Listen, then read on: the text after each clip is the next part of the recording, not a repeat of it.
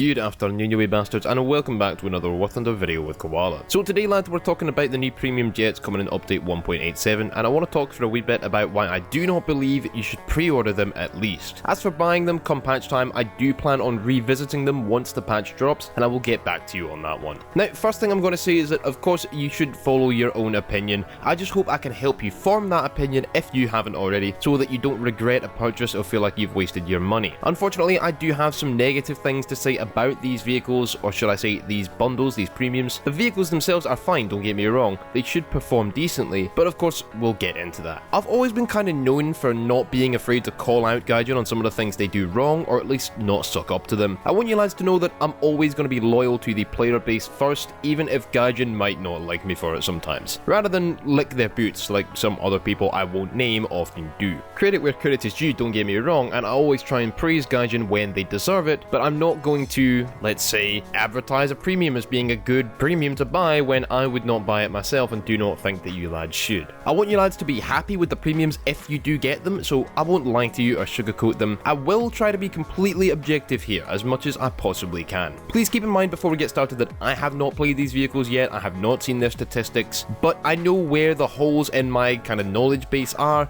so I'm going to be completely transparent here and let you guys know when there is something I don't know. I'm going to stick primarily to the subject of whether or not you should pre-order these vehicles and why you might want to or not want to once the update is released and we have concrete data for these things, because even the dev server is far from concrete, because the dev server serves no damn purpose anymore. I will revisit them and tell you whether or not I think they're worth picking up then. Now, if this video ends up coming out a little negative, then I apologise. I will try to make it as entertaining as possible, but I will start by just saying it outright. I don't think that you should pre-order any of these 3 premium jets, regardless of how much you want to grind out the tier 6 jets for any of these nations. Now, I did an extensive video when the first 3 premium jets were announced talking about the strict worth of the packs and whether or not I think these jets are worth it irregardless of their actual performance. So if you're someone who just wants to hear a value comparison, then I will link that video below and on screen for you to hear my thoughts on the value of these packs and what your money is really getting you. In this video, we're going to focus on the performance of the aircraft. Just know before we get started that all of these packs will net you, besides the jet itself, 2,000 golden eagles and 15 days of premium time, as well as, if you pre-order the packs, a unique title and decal and or camo. So if you're someone who likes to collect aircraft, titles or skins or decals, and then you can figure out for yourself whether or not these packs are worth it for you, and maybe check out my value guide. I'm just going to focus on the jets themselves, and to hell with all the bonus stuff. So first up, we're going to talk about Germany's new premium, the Hawker Seahawk Mark 100. I have already covered Germany's tier 6 jet, the East German MiG-19S. Well, this is a West German jet, near identical to what the British are receiving for their tech tree this patch with the Seahawk FGA-6. Now, I didn't actually do a devlog video for the British Seahawk, so I'm going to start by talking a little bit about the performance of this aircraft, because the way Gaijin words the store page makes it quite confusing.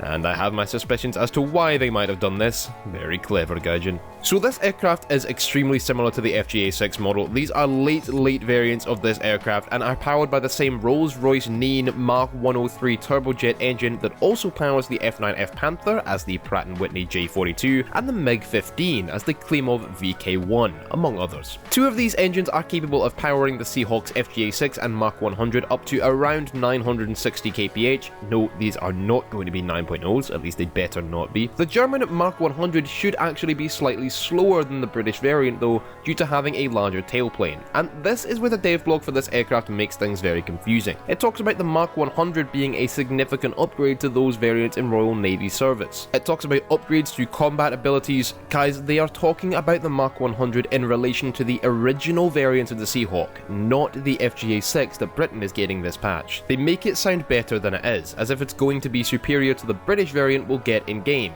No, it won't be. Now, something I find interesting is that the Mark 100 variant of the Seahawk will have access to AIM-9 Sidewinder missiles, while it's unclear as to whether the British FGA-6 will, and my suspicions are that it won't. If you want to say that that means Germany is again getting the better variant of another nation's aircraft, Perhaps, but these missiles are actually the main reason I don't think that you should buy this. So the Seahawk is first and foremost a ground pounder. The German premium variant should see a very similar ordnance suite to the British tech tree one, and as a ground pounder, it becomes slightly difficult to balance. See, a fighter is balanced based on its performance alone, while a bomber is balanced primarily on its payload, with its performance coming second, only really mattering when it comes to progressing from big propeller-driven bombers like the B-29 to jet bombers like the Arado. A ground attack aircraft, however, has to be balanced based on a combination of its ordnance suite and its flight performance. Now, this particular aircraft will be like a jet-powered Sky Raider. It'll carry a lot of ground-based weaponry.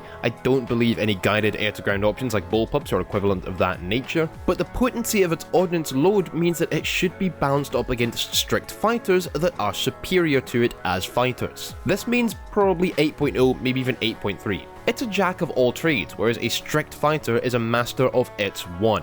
The thing is, the presence of AIM-9s on the German Mach 100 will likely raise its battle rating over the British variant, because A, they increase its capability as a fighter, even if you don't believe missiles are useful, Gaijin certainly does, and B, having AIM-9s at the same battle rating where everything else German is from World War II would be a wee bit weird. The problem with this, however, is that, well, to carry these missiles, you get rid of this aircraft's ground attack capabilities, making it effectively useless. It'll be a strict fighter, once again balanced up against other strict fighters that are superior to it. As I said, as a ground attacker primarily, this aircraft shouldn't be tiered up against fighters that are of equal performance to it. The AD-4's performance with absolutely no ordnance would be comparable in battle rating to something like a Bf-109 G2, but you don't down tier it to that battle rating because 50% of the balancing factors behind the aircraft are nothing to do with its performance. A ground pounder should be subpar in the fighter role to the strict fighters of its tier, and subpar to the bombers of its tier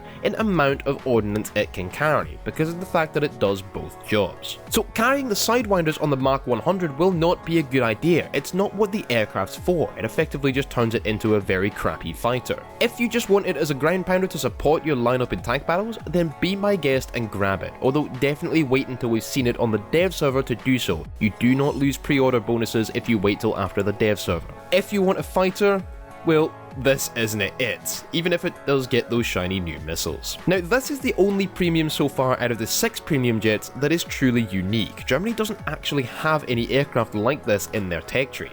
Hell, Britain is only just seeing this aircraft for the first time, and it's British. What I'd have done if I were Gaijin is give Germany the Mach 100 in the tech tree after either the Horten 229 or Me262A1U4, as it fulfills the same kind of role, and give them the Mach 101 as their premium, the all-weather variant of the Mach 100. This way, as with literally every other nation, their premium is an unseen-before variant of something that will at least be somewhat familiar. I also wouldn't have given them air-to-air missiles because even if they did carry them in real life, they will serve zero purpose to us and just makes the aircraft more difficult to balance. Now, these premium jet bundles are designed for one purpose, and that is to provide you with an easy grind up to tier 6 jets for each nation. However, the primary focus of this aircraft is going to be tank battles, where your premium bonuses are entirely nullified by the fact that you earn minuscule aircraft RP in tank battles. So once again, if you want to buy this thing as a ground pounder, be my guest, it will be good in that role, if a little outdated in design. It's basically a cross between an A1 Sky Raider and an Attacker FB1.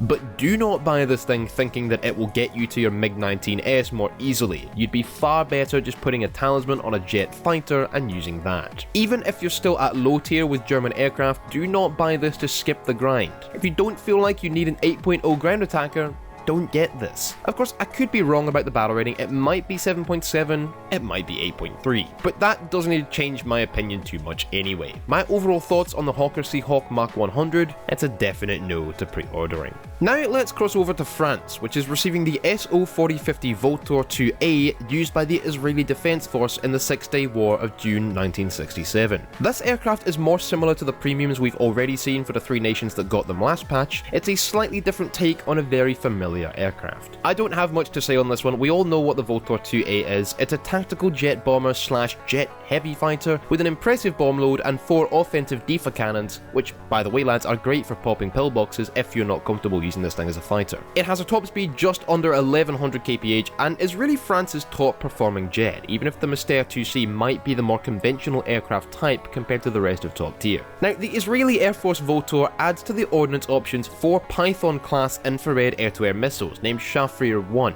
I do not know the capabilities of these missiles. I wouldn't think they'd be anything special compared to the missiles we've already seen, especially with AIM-9Es coming this patch too. They're probably similar in capability to those missiles, but I might be completely wrong, and if you do have any information on their G tolerance specifically, please let me know in the comments. Either way, this premium suffers from the same syndrome that the Seahawk did, and that it's really not the type of aircraft that benefits from carrying air-to-air missiles. This is a jet bomber first and foremost that happens to have some more tactical ground strike capability with its cannons, and while the Votor 2A was quite capable as a fighter when it was first added into the game back in patch 1.73, when it sat at a battle rating of 8.0, it's not really the best fighter around now, and one of the main reasons people like it is because it can take first such an impressive bomb load, enough to completely destroy 2 bases, and then go fighter mode and try to rack up some more points by getting kills or assists, or as I said before, pop pillboxes with those 30 mils. Take half the bomb load away in order to mount missiles and you're pretty much forced to go completely fighter mode with it, and it's just not up to par for that role.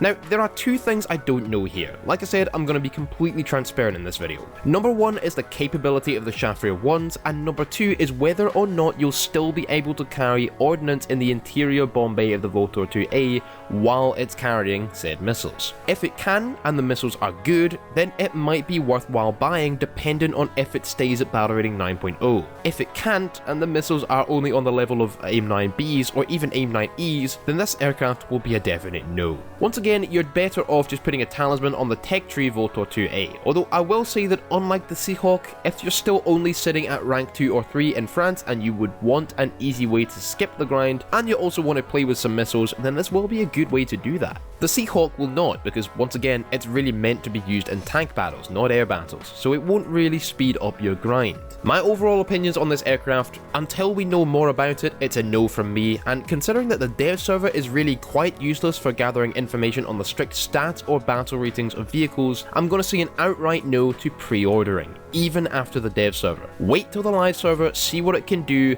and if that means sacrificing the title and decal you get with the pre-order, then so be it. I think you'll find that more worthwhile. The last new premium jet confirmed for this patch is the Japanese F86 F40 Saber of the Blue Impulse Aerobatics team. This is very similar to America's premium jet in that it is a carbon copy of a tech tree jet, and the only difference is a unique camo. The American one, however, did receive a unique pilot model, and I'm unsure as to whether or not this aircraft will, so if it does, and that's something that takes your fancy as a collector, then of course, reassess. So the F86 F40 is a late variant of the Saber meant for export to Japan and China, which is probably the best variant of a Saber in-game besides the Canadair CL-13A. This is due to its increased maneuverability, which comes from its having leading edge slats, although it does sacrifice a few kph airspeed over something like the F86 F25 or F35 in the US tech tree. The premium variant of this aircraft actually gets access to a unique camo whether you pre-order it or not, so even if you wait until after the patch is dropped, you will still gain access to the camouflage scheme used by the 6th Squadron of the Japanese Air Self-Defense Force. Pre-order the F40, however, and you get 2 unique camos, the second being of the Blue Impulse team. Both of these skins do look great, really great actually, however I implore you, especially if you're a PC player, to look at user skins instead if this is the only thing that really takes your fancy when it comes to this aircraft. Now the premium F40 Saber does get access to AIM-9B Sidewinder infrared air-to-air missiles, which the tech tree variant does near right now. However, do not take this as a reason to pre-order this jet, at least until we've seen it on the dev server, as Gaijin has said that many other jets already seen in game, not new tier 6s, will be receiving missiles if they carry them IRL, so the F3D Skyknight, FJ4 Fury and F9F Cougar will probably be getting them, at least I know the F3D is, and it's quite likely that the tech tree F40 will as well. So once again, this aircraft will be netting you nothing but cosmetics, as you can buy a talisman for the tech tree F40 for less than half the price, although counting the GE and premium time that the bundle gets you, it works out to be slightly less than double the price for the pack. Once again, check out my value guide to top tier premiums in general to find out more on that. This is another aircraft that you can go ahead and buy if you're still sitting at rank 2 or 3 in Japan and want to skip your way up with the premium that you can join in top tier battles with. I know that it will be fiercely competitive, or if the tech tree equivalent does not get AIM 9s, but as with the 2 other jets, if you already have its counterpart in the tech tree, my suggestion is don't bother. Anyway lads, that is going to be it for this video. I hope you have enjoyed or at least found it informative. I know it was a tad negative and I'm sorry. I'm sure that a lot of people are going to be disappointed or outright disagree. But please, if that is you, let me know your thoughts on what I said down below. Have you picked up any of these? Which did you choose and what do you think about them? Make sure to leave a like if you did enjoy this video, subscribe if you haven't already, hit that notification bell, join the 360 squad, and remember to come follow me on all these social media links in the video description below. If you'd like to come support the channel further, then there is a link in the description to my Patreon. I really appreciate the support, and guys, every little bit goes a very long way. Until next time though lads, always remember, keep your bagpipes close at hand, keep your kilt firmly on, and I will see you lads in the next video. I say a wee thank you to these lads for supporting me on Patreon. The Bretlander, Seagull Nuts, DA261, Latvian Wolf, Gisli Garashin, and Dark Recon. You lads are bra. If you wish to join them, come check out the link in the description below.